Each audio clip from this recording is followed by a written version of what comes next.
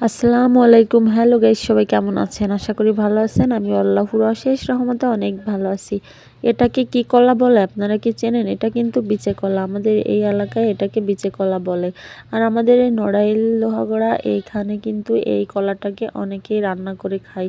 আমরাও কিন্তু এই কলাটাকে অনেক সুন্দর করে রান্না করে খাই। এটা কিন্তু পুরো গরুর মাংসের মতো রান্না করতে হয়। এক কথায় গরুর মাংসে যা যা দিতে হয় এই কলা রান্না করতে গেলেও তাই তাই দিতে হয়। এটা খেতে কিন্তু অনেক মজা। আর এই রান্নাটা কে কে করেছেন, কে কে খেয়েছেন অবশ্যই কমেন্টে জানাবেন। এই কলা রান্নাটা কিন্তু আমার ফ্যামিলির সবাই অনেক পছন্দ করে। এই জন্য আমরা দেখুন আমাদের নিজেদের গাছ থেকে কলা পেড়ে এনে সেই কলাটাই আমি এখন রান্না করতেছি। এটা কিন্তু আমাদের নড়াইল জেলার মানুষের অনেক পছন্দের একটি খাবার। আপনাদের কোন কোন জেলায় এই খাবারটি খেয়ে থাকেন অবশ্যই কমেন্টে জানাবেন। আমি কলাটা ভালো করে ছুলে নিছি, তারপর ভালো করে ধুয়ে নিছি পরিষ্কার পানি দিয়ে। তারপর এই যে দেখুন মশলাটা ভালো করে কষিয়ে এখন আমি কলাটা ভালো করে কষিয়ে নিব প্রথমেই।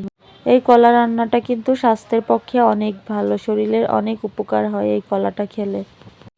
দেখতে পারছেন কলাটা আমি ভালো করে মশলা দিয়ে কষিয়ে নিচ্ছি। অলরেডি আপনাদের সাথে কথা বলতে আমার কলাটা রান্না করা হয়ে গেছে। এখন সবাই মিলে অনেক মজা করে কলাটা খাবো। আমার ভিডিওটা এই পর্যন্ত। সবাই ভালো থাকবেন, সুস্থ থাকবেন। আল্লাহ হাফেজ।